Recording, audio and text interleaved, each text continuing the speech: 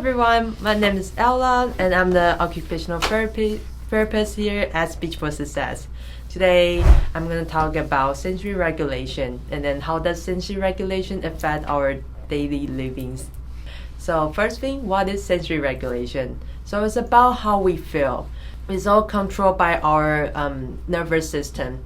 And then this is our involuntary nervous system. So we're not able to control how we feel. So for example, it's like we feel hungry, we feel thirsty, angry, or if we get hurt, we feel painful or getting dizzy. Those are the feelings we have, but we're not able to control. And so it also includes like 8 senses. So sight is our vision, smell, taste, hearing, touch, balance, body awareness, and also our inner feelings. So our inner feelings more like we feel hungry, we feel thirsty, we feel like we need to go to use the bathroom. And sensory regulation plays an important role in our daily livings. So you may have heard about that sensory processing disorder. What is the sensory processing disorder? So this is actually a neurological condition in which our brain has trouble, have difficulty processing the information that comes from our environment. So we'll go over some of that in the next slide, but some of the kids, if they have like sensory processing disorder, it will affect their attention span, school performance, social skill, or even their self-care skills. Like they may not like brushing the teeth, they may be a picky eater, or they may not like brushing the hairs or cutting the hairs. So this is also commonly seen in some of neurodevelopmental disorders such as like ADHD, autism, or like dyslexia. Sensory issues can be lifetime because this is all about our nerve system. This is the way we're born with. So like neurodevelopmental disorder, they cannot be cured, but they're treatable. So these are 3 common sensory dysregulation we're seeing on kids or people who struggle with their sensory processing. So first one will be sensory seeking, oral seeking, and sensitivity, also known as sensory avoiding. Let's talk about sensory seeking first. So what is sensory seeking behavior? So definitions like kids who are undersensitive to sensory input. They're less sensitive than other people. So you may see that they're being extremely active, constantly movement. Like some of the kids, they have hard time sitting on the chair, paying attention on the task. They get distracted very easily, or even at home, they have hard time playing the toys, engaging in activities. They're just like running around, jumping from the couch, jumping from the table, that kind of stuff, or they even have hard time going to sleep. So there's some examples here like being impulsive, or they're being risky. Sometimes they may be a bit too loud, they have hard time controlling their volume, and you may see that they have some behavior issues. And then, as I mentioned, difficulty focusing on tasks. Or another thing you may see that is like they like to be touched, they want to touch people, or even like big like the physical conflicts. It's like fighting with others, playing with other kids like that. And so that's what we call sensory seeking, is that they're craving, they're looking for that sensory input. So with a lot of movement, let's say being touched or jumping or running to things, those will give them a lot of like the sensory input they need, and that makes them feel good. So that's why I describe this kind of kids as an extrovert, that they're just constantly looking for things. They are risky, they're just very active. So the little things on the side with the red words is just kind of like describe how they feel like. So it's just like when we feel hungry, we're looking for food, we'll have difficulty concentrating on the things we're working on. So it's kind of like how the kids feel like their body is constantly looking for the stimulation, so they have hard time paying attention, following your directions. And then another thing is you may see that the kids will get hungry or thirsty more often than other kids. Just going to go this way because they're in movement all the time, so they tend to get hungry or thirsty more often. So how does sensory seeking behavior affect the kid? As I mentioned, they have the big thing is they being impulsive.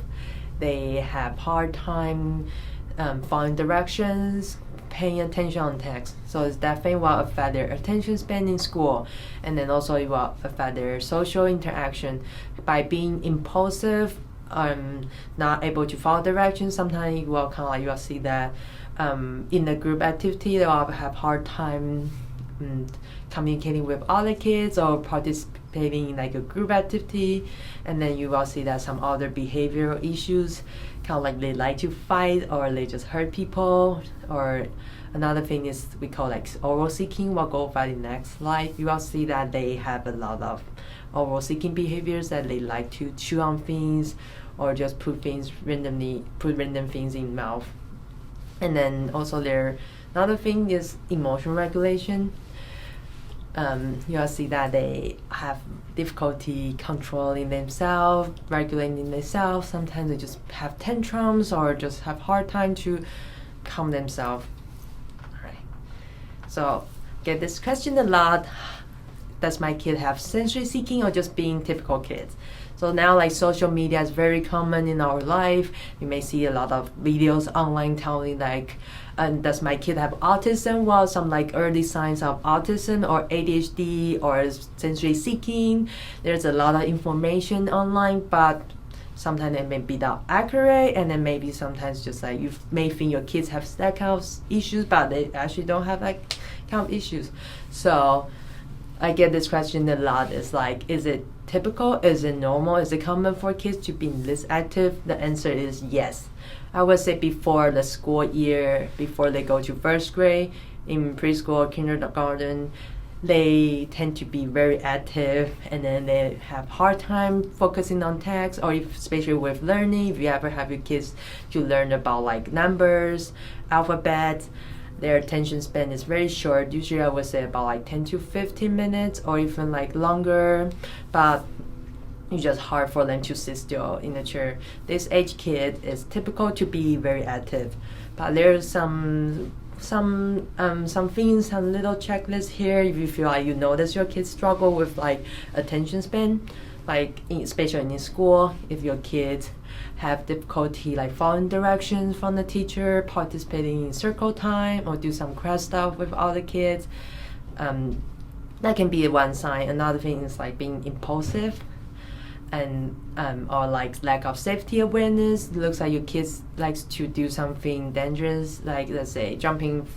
from the table and it seems not to be hurt, or tend to run into things, or a lot of things like lack of awareness of personal space, that tend to get too close with people or doesn't understand like boundary and stuff. So this can be like some early signs of like kids who have sensory seeking behavior. So next one, oral seeking. You may see a lot of kids with sensory seeking behavior will have oral seeking behavior. So what is oral seeking? So oral seeking is kind of like we understand as mouthing. It's common, it's typical to see with kids before age 2 that they tend to put things in their mouth. They're using their mouth to explore the things, to explore the world. So that's how they do it. They will chew on things, or they tend to put things in their mouth. Sometimes kind of the way to help them to calm down and help them to regulate themselves. But if you see your kids after age 2 that they often like to chew on their clothes, especially in class, they like to chew on their clothes or just randomly put things in the mouth, not really eating it, but more like just chewing on it. They may be have some like oral seeking behaviors. So the most important thing is we don't want to stop the movement. Sometimes it can be just the way they do it to calm themselves or just help them to regulate themselves.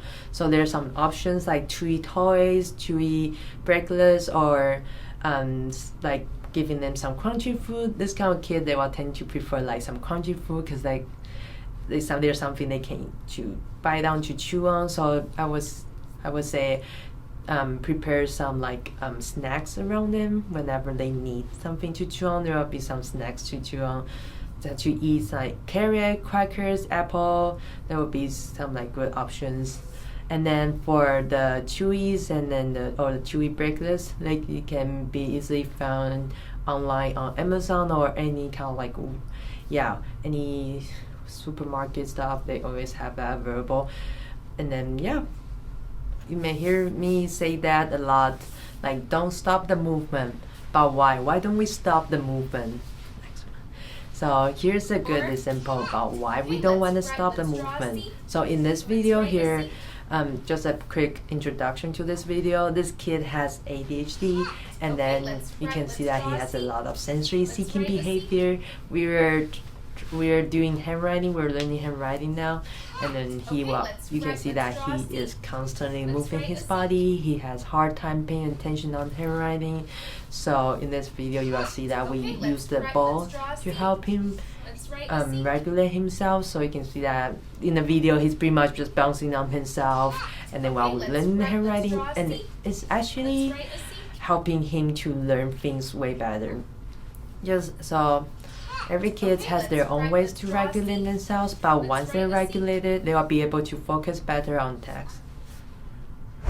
So that's an example I'm telling, kind of letting you guys know why we don't want to stop the movement, because when they're where they're craving for the sensory input, we always want to give them the sensory input, because once they're regulated, they will do things better. It's kind of like when we feel hungry, we want to get ourselves feel comfortable, so we want to get food first, and then we'll be able to do things more. Right, thanks. So how do I help my sensory seeking kids? So the big thing is they will need more physical movement than other kids. I would say way more, probably like twice or 3 times more than other kids. So it's like if you can try to get kids outdoor a lot, as many as you can, kind of just like taking them to the playground, or just go hiking, go to the beach, just go outside, go to nature, just go play. Give them a lot of opportunities to let the energy out, to go do a lot of stuff. Another thing is I always recommend doing some household chores, kind of like having them push the shopping carts, or even take them to grocery shopping, have them carry some grocery bags. So these are the things we call like heavy work. Kind of like give them some, kind of like they have to use their muscles to do something. It's kind of like going to the gym. We do some like weightlifting stuff. It's pretty much the same thing. With this kind of heavy work activities, will give them a lot of like sensory input they need. They tend to feel you will see that they will prefer kind of like some deep pressure or some like heavy stuff over themselves.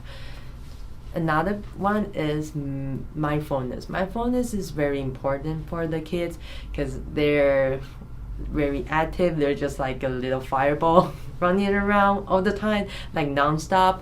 So mindfulness, let's say like meditation, or playing some music, calming music, or even having like a quiet time at the end of the day, like 10 minutes or 15 minutes before bedtime, kind of just help them to kind of calm down the body, calm down their mind, just let body rest a little bit, and also I'll kind of help them with sleep time, because this kind of kids, they tend to have difficulty with like going to bed. Sometimes they will keep up all night. So mindfulness is really important to help them to kind of like calm their body down, and then kind of help them to regulate themselves better. Okay, so another one, we talk about sensory seeking, so we're going to talk the opposite of sensory seeking. So this is sensory avoiding. So we heard about that, like sensitivity. So kids with sensitivity, they are sensitive to sensory input. So that means that they're being too sensitive. They don't want any more inputs, they don't want any stimulation. So we talk about sensory seeking kids are like extrovert. So sensory avoiding kids, they're like introvert.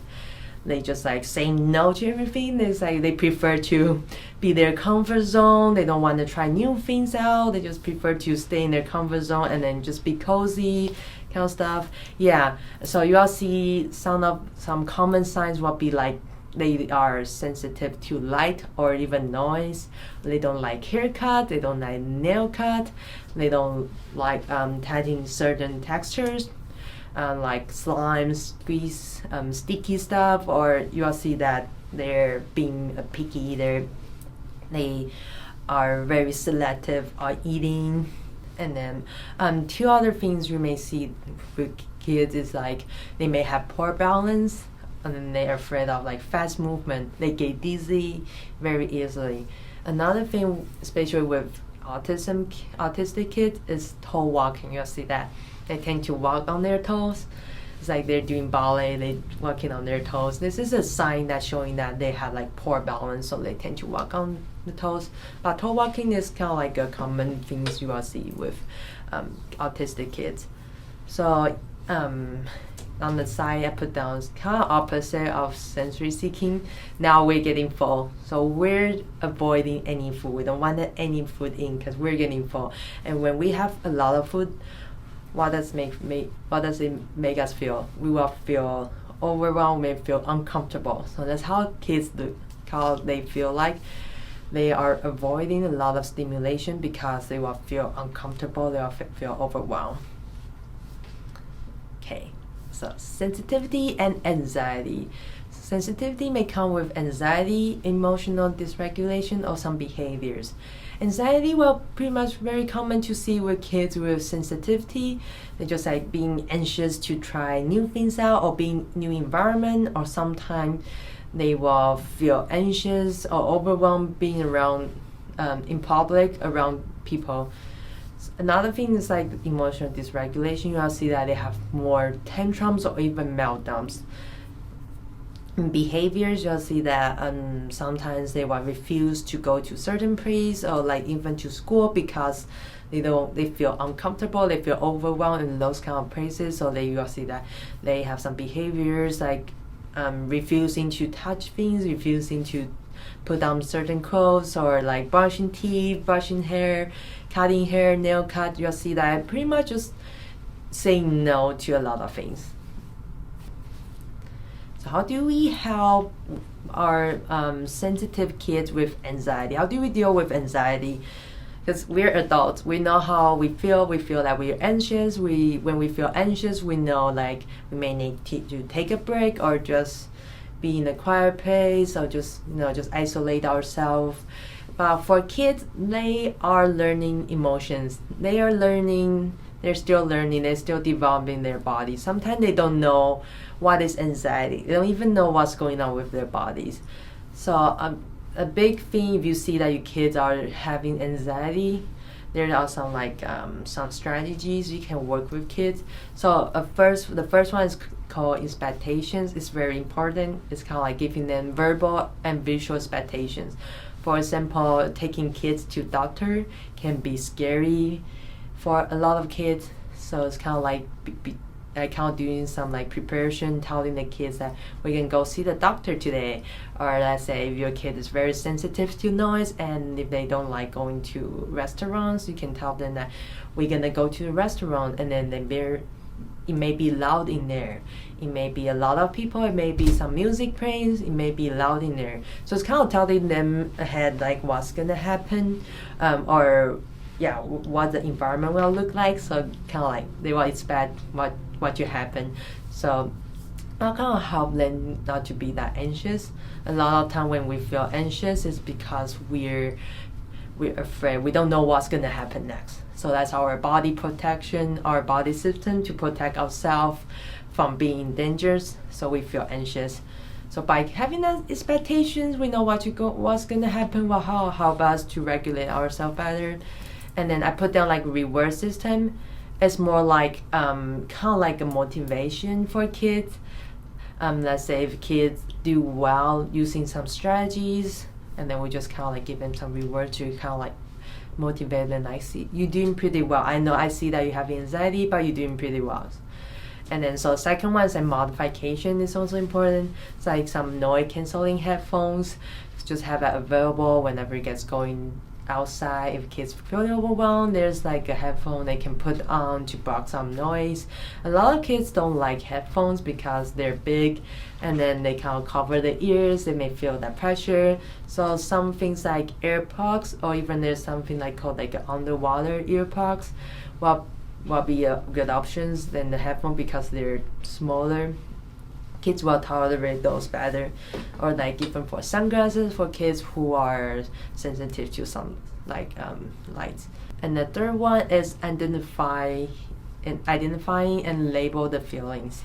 It's important to help kids to realize what they feel. But a lot of times kids don't know what they feel. So it's important you can tell the kids that I see you're being anxious, I see you're being overwhelmed. I see you're being uncomfortable. So what can we do? So it will lead to the next one, brainstorming some calming strategies. Like we can take a deep breath, we can take a break, we can go out and take a break and I'll come back. So those are some strategies to help your kids being in like a non-preferred environment, or when you see that they are having some anxiety. A big thing is kids can have sensory seeking and sensory avoiding at the same time. It's just like we can be extrovert and introvert at the same time. It's not like black and white, but it's more like sometimes that we can have both. So you can see kids like, for example, there's a kid can have like sensitivity that he doesn't like haircut, but I can see that he has sensory seeking at the same time, that he's constantly moving around. He likes to eat crunchy food, but he's also picky at the same time. He won't eat any soft food, but he really wants some. He always eat the crunchy food. So you might see that kids often have both at the same time, not just having one or another. Another thing I want to go really quick is impact of COVID. So parents who are listening to here may think like, if my kids are having some like sensory seeking or sensory avoiding behaviors, and I would say the impact of COVID is impact a lot on kids here. Over about like 2.5 years, like kids are being isolated at home, and then they're being told to be clean, to sanitize themselves, not to touch anything when they go outside.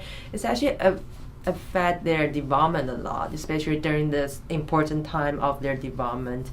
So because there's like 3 things that's affecting kids. It's like they will affect their academic performance, and then they're also being social isolated. They will probably lack out some like social emotional skills. And the third one is like absence of sensory stimulation. So you may see some kids having sensitivity, but do they have sensory processing disorder? They may not have that. They may have sensitivity because of the absence of sensory stimulation. Sensory play. This may hear about that, may not. This is an important thing and sort of a fun way to help kids with sensitivity. So pretty much it's just like encourage them to explore different things, to be messy. So you will see that there's some examples that's like playing at the beach, even like playing with the sand, or you can encourage them to walk barefoot in the sand, like playing in the playground, touching the sandbox or the mud, being dirty, or like when you take them out to a hike to the nature, just encourage them to touch some leaves, flowers, and then like messy play. Gardening can be a good one, or creating like a sensory beans. So sensory bean is kind of like similar as like you going to the beach, but it's like instead of you touching the sand, you just put the beans in there, and then you can hide some toys, and that kid just go find the toys with a lot of like little stuff. So like beans or sand, they're little tiny items. They will give our skin a lot of stimulation, but not overwhelm us at the same time. So, and on the other side, I'll go over some like why is sensory play so important, because it can benefit kids in a lot of ways of development. So how can I help my kid? How can I help my kid in general? So first thing is we want to listen to our kid. Sometimes kids is just telling their needs in their own ways. They may not be clear, they may not be able to express what they need, but so listening to them is very important. Let's say kids sometimes will say, For example, like I want to go out, I want to go for a walk. Maybe they're saying that they need some break, they need some movement break. They have so many energy in their body, they need to let go of it. So they are asking for some physical movement, or something like this is too loud, this is too much. I'm getting overwhelmed, stuff like that. Just like, or I'm scared. It's like they're just getting overwhelmed with the environment, or just with a lot of sensory stimulations. So it's important to be your kids' guidance, because at this age they still need a lot of parent support to help them figure out what they feel, what's going on with their body. So what is OT? So OT, we're occupational therapy. We can help with kids with some sensory issues. So a lot of people will wonder, what is OT? So pretty much in short is OT, we help people to be function and be independent physically and mentally in their daily lives. So this is just a little things here telling you what OT do for kids. So we focus on the motor skills, on gross motor skill, fine motor skills, handwriting, attention span, feelings, sensory processing, self-care, like dressing, brushing teeth, or putting their shoes on, emotional regulation. So if your kids ever have difficulty in this any categories, just feel free to reach out to OT. That's what we're here to help you and also help your kids with. And then here are just my blogs. If you guys anyone's interested in getting more information about what is OT, how OT can help your kids, or if you ever wonder about like some sensory processing, want to get more information. So I just want to end the presentation with this phrase here: embrace your weirdness. We all have our preference. We're all being different. We're all being not perfect. So that makes us all being unique. So I just want to end on the phrase here: embrace your weirdness, embrace your kids' weirdness, and they're unique. Okay, so thank you for watching the presentation today. If you guys have any questions, feel free to shoot me an email, or if you wonder if your kids will benefit from occupational therapy, feel free to reach out to us at Speech for Success. We're having a good team here, basically for our OT team here, to help your kids to be successful and be functional in their school performance, or even at home, just in their daily livings.